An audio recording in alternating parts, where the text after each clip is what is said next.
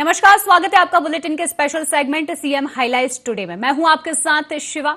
देखिए हमारे साथ कि कैसे मुख्यमंत्री डॉक्टर मोहन यादव की पहले मध्य प्रदेश को बदल रही हैं। Mohan moves, MP improves.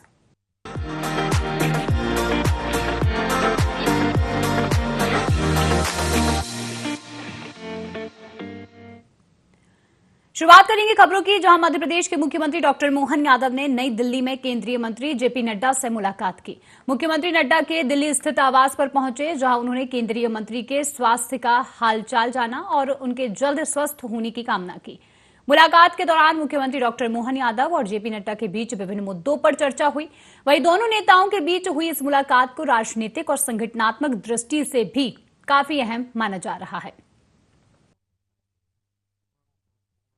Mohan Yadav Delhi दौरे पर, जहां जेपी नड्डा से सीएम डॉक्टर मोहन यादव ने मुलाकात की और दिल्ली में नड्डा के आवास पर वे पहुंचे, जहां मुख्यमंत्री ने नड्डा का हाल जाना, साथ ही साथ जेपी नड्डा के जल्द स्वस्थ होने की कामना भी करते नजर आए। और इस मुलाकात में कई मुद्दों पर चर्चा भी काफी अहम मानी जा रही है और काफी अहम मुलाकात जो है सीएम डॉक्टर मोहन यादव की जेपी नड्डा से मानी जा रही है, जहां मध्य प्रदेश की नई रणनीति, नई निवेश को लेकर भी अगर देखें तो खास मुलाकात ही मानी जा रही है।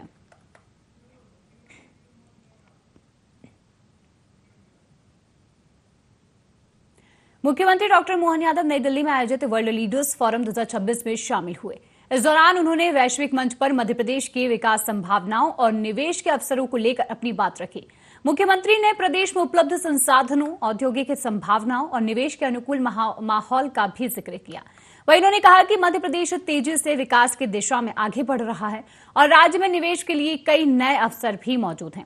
वर्ल्ड लीडर्स फोरम के मंच से मुख्यमंत्री ने देश विदेश के निवेशकों को मध्य प्रदेश की संभावनाओं से अवगत कराया और प्रदेश को निवेश के प्रमुख केंद्र के रूप में स्थापित करने पर जोर दिया है।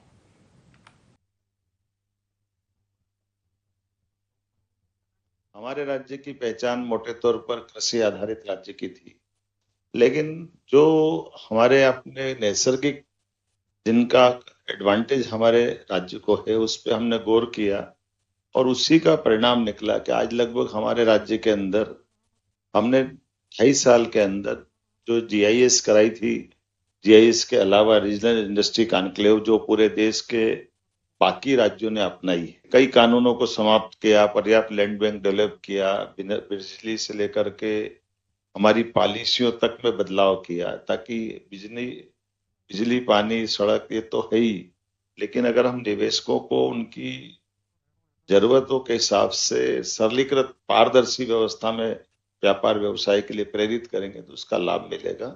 उसका परिणाम है कि आज की स्थिति में मध्य प्रदेश में 2.5 साल के अंदर ही लगभग 10 लाख करोड़ से ज्यादा निवेशकों का पैसा न केवल इंडस्ट्री के रूप में लगा है, बल्कि कई इंडस्ट्रियां चालू भी हो गई। हमारे यहाँ हमने पर्याप्त लैंड बैंक खड़ा किया, जिसके कारण से हमारी इंडस्ट्री की जो संभावना रहेगी वो इजी उसमें उसका निवेश करने के मौका मिले।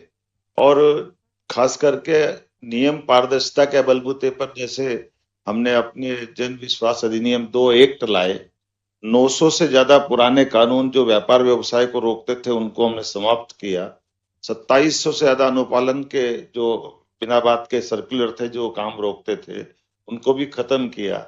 और दूसरा एक बड़ा कारण ये रहा कि हर सेक्टर में, जैसे आप मान लो आपको लैंड आवंटन करना, तो पहले 59 दिन में जमीन देते थे, अब हम उनको 29 दिन के अंदर जमीन देंगे। बल्कि अभी मैं बीते समय विदेश में डावोस में जब था, तो डावोस में ही हमने सेम डे जमीन आवंटन करने का काम डावोस में कर दिया। और अभी मैं जब गया था तो उन्होंने वहां भूमि पूजन करा लिया।